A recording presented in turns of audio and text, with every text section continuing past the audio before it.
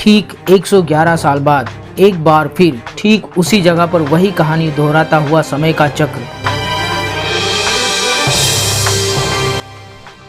जिस जगह पर विशालकाय जहाज टाइटैनिक डूब गया था, ठीक उसी जगह पर विशालकाय गहरे समुद्र के अंधेरे में फिर से टाइटन नाम की पनडुब्बी अचानक गायब हो गई है। इसका संपर्क टूट चुका है, जिसमें पायलट सहित 5 लोग सवार थे। आखिर यह पनडुब्बी समुद्र में किस काम से गई थी? हम सभी ने टाइटैनिक जहाज का नाम तो सुना ही होगा। यह अपने समय की सबसे बड़ी और पॉपुलर जहाज थी, जिसकी लंबाई करीब 269.1 मीटर और चौड़ाई 28 मीटर के आसपास थी।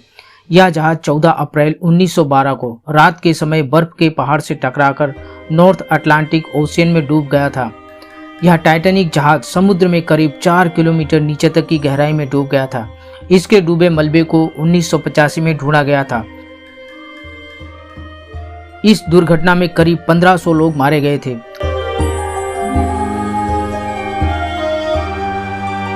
दुनिया के लिए टाइटैनिक जहाज और उसका अपने पहले ही सफर पर डूब जाना किसी अजूबे से कम नहीं था। जहाज अपने डूबने के सालों बाद भी दुनिया के लिए रहस्य बना है। समुद्र में डूबे हुए इस विशालकाय जहाज के मलबे को देखने के लिए लोग पनडुब्बी का सहारा लेते हैं। ऐसी ही एक पनडुब्बी अपने पर्यटकों को लेकर टाइटैनिक के मलबे को दिखाने के लिए सफर पर चली थी, मगर अब वह पनडुब्बी समुद्र में कहीं लापता हो गई है। ऐसा नहीं है कि यह पनडुब्बी यहाँ पहली बार जा रही थी।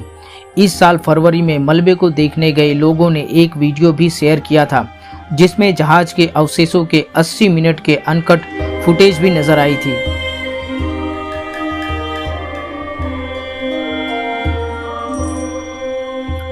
टाइटैनिक का मलबा दिखाने गई गायब पनडुब्बी का अभी तक कोई सुराग नहीं मिल पाया है।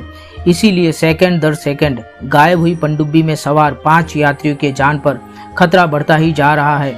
गायब हुई इस पनडुब्बी का नाम टाइटन है। यह पनडुब्बी 22 फीट लंबी और 92 फीट चौड़ी है। इसका वजन 10,432 किलोग्राम है। इसके बाहरी आवरण पर लगी हुई खिड़की टाइटेनियम की बनी हुई है। इस पनडुब्बी में सवार यात्रियों के लिए 96 घंटे का ऑक्सीजन होता है। इसके अगले हिस्से में 380 एमएस का एक्रेलिक व्यू पोर्ट लगा हुआ होता है। इसके अलावा पनडुब्बी के आगे के ऊपरी हिस्से में कैमरे भी लगे होते हैं, जो पनडुब्बी के अंदर बैठे लोगों को शानदार व्यू दिखाते हैं। टाइटन के अगले हिस्से में एक टॉयलेट भी होता है, जिसमें प्राइवेसी के लिए दरवाजे नहीं पर्दे लगाए जाते हैं। इनमें 4 इलेक्ट्रिक थ्रस्टर्स भी लगाए जाते हैं, जिनमें 2 वर्टिकल और 2 हॉरिजॉन्टल होते हैं। ये थ्रस्टर्स पनडुब्बी को आगे पीछे ऊपर नीचे जाने में मदद करते हैं। पनडुब्बी के पीछे के हिस्से में ऑक्सीजन टैंक और इलेक्ट्रॉनिक्स उपकरण लगे हुए होते हैं। पायलट इस पनडुब्बी को चलाने के लिए गेम कंट्रोलर का उपयोग करता है। टाइटन पनडुब्बी को उत्तर अटलांटिक महासागर में पोलर प्रिंस नाम की एक शिप के जरिए लेकर जाया जाता है। इसके बाद टाइटैनिक के मलबे के करीब पहुंचने पर पनडुब्बी को पानी में उतारा जाता है। इसके बाद पनडुब्बी 4000 मीटर की गहराई में पड़े टाइटैनिक के मलबे की ओर चल पड़ती है। टाइटन पनडुब्बी की पूरी यात्रा के दौरान polar Prince ship command and control station के तौर पर काम करता है। समुद्र की गहराई में पड़े हुए टाइटैनिक के इस मलबे को देखने के इस सफर में एक व्यक्ति पर करीब $2.5 लाख का खर्च आता है, यानी कि प्रति व्यक्ति करीब 2 करोड़ रुपए से अधिक।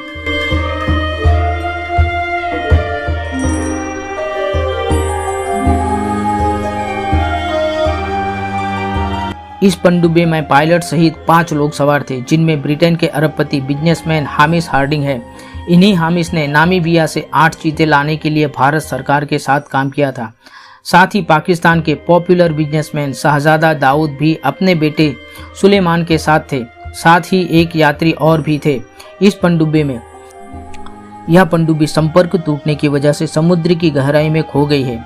विशेषज्ञों के अनुसार पनडुब्बी को खोजने में कई तरह की दिक्कतें आ रही हैं। जैसे जैसे समय बीत रहा है, वैसे वैसे टाइटन का ऑक्सीजन भी कम होता जा रहा है। इसमें 96 घंटे का ऑक्सीजन था, जो अब कुछ ही घंटे का बचा है। ऐसे में टाइटन को बचाना समय के साथ जंग लड़ने के बराबर है। एक एक पल कीमती है। ऐसे में अगर टाइटन के सिस्टम ने गर्म करना बंद कर दिया तो उसके अंदर मौजूद सभी लोग ठंड की चपेट में आ जाएंगे और उनकी मौत हो सकती है। बस अब उम्मीद ही एक सहारा है कि वे सही सलामत रहे। इन्हें तलाशने के लिए कनाडा और अमेरिका द्वारा सर्च ऑपरेशन भी चलाए जा रहे हैं।